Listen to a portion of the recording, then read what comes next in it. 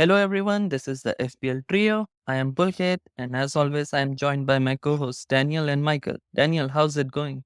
That's going great, Pulkit. Happy to be filming the first post Gameweek video. And yeah, excited to be doing more of those. Michael, how are you? Yeah, feeling really good. Game week one is finally done and cannot wait for game week two to start. Nice. So in this video, we basically, as Daniel mentioned, we'll review our teams for the first time in a video. So pretty excited for it. So I basically arranged the teams in alphabetical order so that I don't have to change them in future. Also because me and Michael are not so excited about it. So let's see. Starting with you, Daniel. This is your team. Can you maybe read it out for our For sure, podcast for listeners? sure. First, I just want to say, Pulkit, thanks for the graphics. I know you put everything together. So thanks for that. And yeah, as Pulkit mentioned, it is in alphabetical order. It's also an order of who's first, second, third. Okay, no, at least the first one. Yeah, so I mean, I had a pretty good game week because I captained Salah. I do not have Haaland, and I escaped with that at least for now. Hopefully, he blanks again versus Ipswich. Sorry, Bulgit. Yeah, so Salah, I mean, he was the big horror for me. 14 points, captain 28. But the rest of my forward line did not actually perform as well. Palmer, Son, Evan Smith, Rowe, Gordon, and Solanke, they all blanked. Well, Isaac got a small return of 5, but actually, if Isaac would have gotten more points, it would have kind of hurt him because a lot of people captained him. And then in defense is where actually I got the most games other than Salah. Trent to the match return of 8. And then Lewis Hall, somehow Newcastle got a clean sheet even while being down to 10 man within like 28 or 35 minutes. And then Raya obviously got a clean sheet in goal. Leaf Davis, I like his play and I'm excited for him to be a regular part of my team. So yeah, first week, 1.95 million rank, only way is up, hopefully.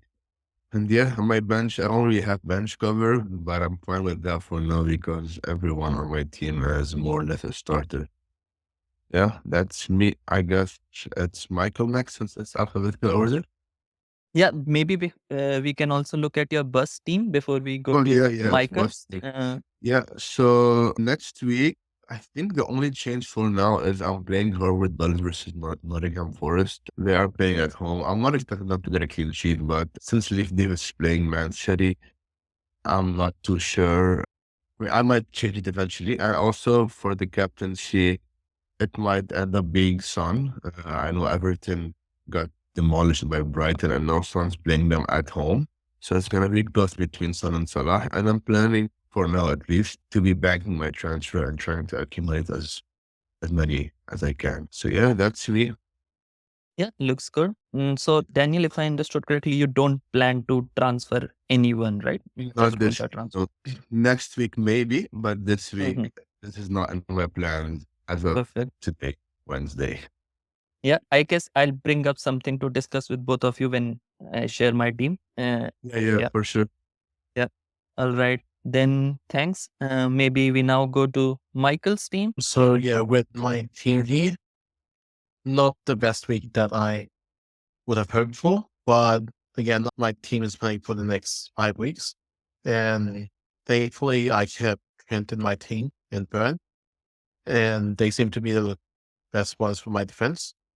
And again, Salah, he's never liked the last, I think, 4 or 5 seasons.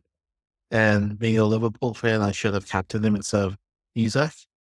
But again, I'm just thankful that Isaac didn't like that game, especially when Newcastle had that red card early on. And with the rest of my bench, I mean, Armstrong, Davis, Mendes, they also great potential. So I think, again, this is the foundation for the next few weeks. Yeah, looks good. And yeah, I think Isaac was a really good captain, even though it didn't work out. I'll also mention this because I myself also captained Isaac. All right. Then, if nothing else to add, we'll be looking at your bus team.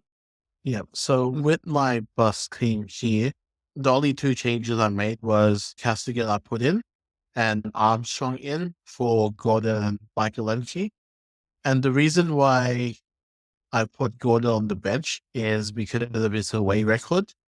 Even though they'll play with 4 at the back, and a full team, I still think that Armstrong is a better option up front there, especially when they're playing their first home game against Forest. That should give some good attacking returns there. And I've changed my captain to Salah because, again, first home game for Liverpool, they want to make sure they get that win. And again, it's against Brentford, so it's probably the best captaincy choice for a non-Haaland team. Yeah. I think Son could actually be a better captain, but yeah, of course, you can check that. I think Brentford had quite a great defensive record last season, even away from home. So I don't remember the XGC per 90 rank, but just someone to consider. Maybe you can think about it. Also, another interesting thing in your team, Michael, is basically the 4.5 million in the bank. Yeah. Do you have something in your mind that you want to try out? For me, like before Gameweek 1, I wanted to set up my team for the first 5 game weeks. So I can try and bank up that 4 to 5 free trades and basically use that as my first wild, because there was a lot of things on Twitter that people tried to use their wild card in, game week 6 or 7. So I'll try to beat that with my free transfers. And then after everyone else uses that early wild card, I can see who the best players from there. And I'm sort of trying to be one step ahead. But again, it's FPL. Yeah, Anything can happen. true. I also had a question. I mean, you kind of answered it now, but I said you got less points relative to us in that Yeah. first game. Obviously, that's in hindsight. But do you think maybe you would have liked to have used that money before, or you're still happy to continue with that tactic and lose now to gain later?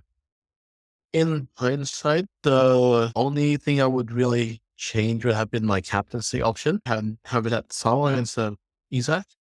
But then again, looking at live FPL, I think it was yesterday, I'm only about 10 points off the top 4 million.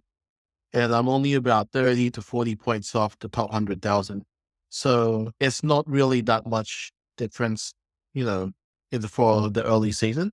And I think that's an easy number to catch up in the next 3-4 weeks if this team goes as good as I think it will. Yeah, definitely. I mean, like you said, I think I'm like 18 points more than you, and I'm at Yeah. almost 2 million. So that's 4.4 million in just like 18 points. So yeah, obviously, I don't think rank should play a big part in the early season, but yeah, that's Yeah. something interesting to look at.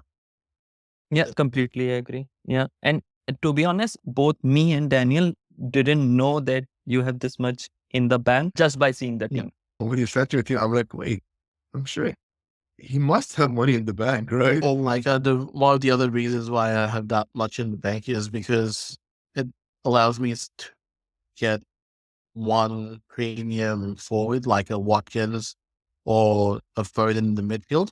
So depending on how they play in the next 2 to 3 games, especially playing, in the finals of Euros, that'll allow me to bring in a premium player later down the track.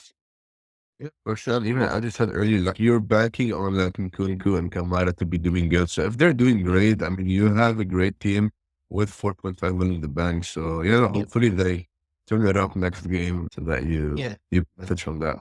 Definitely. Yeah. Last All but not right. least, So going to my team. So Henderson in goal, Burn, Trent, and Porro. So the defense, apart from the goalkeeper, actually done quite well. Pretty much returns from everyone. Then Johnson, Salah, Smith Rowe, Gordon in the midfield. Salah, the main point scorer. Apart from that, all three of them blanked. I expected Gordon to do much better. Not too much expected from Smith Rowe with that Manchester United game. Of course, you expect returns from everyone, but that rarely happens. And then Johnson, it was more of a gamble. So basically, the scenario was that I pretty much started the deadline day with the thought that I'd maybe try no Haaland, no Salah, and ended the day with both Haaland and Salah in my team. And in the 30 minutes that I basically was trying to finalize my squad, last 30 minutes, I remember I basically first time got to a team which I really liked. because of the flexibility it gives me in different positions, because I have the most expensive player in all the positions. So that's why I liked it. But I realized that I don't have Arsenal and Spurs cover in there.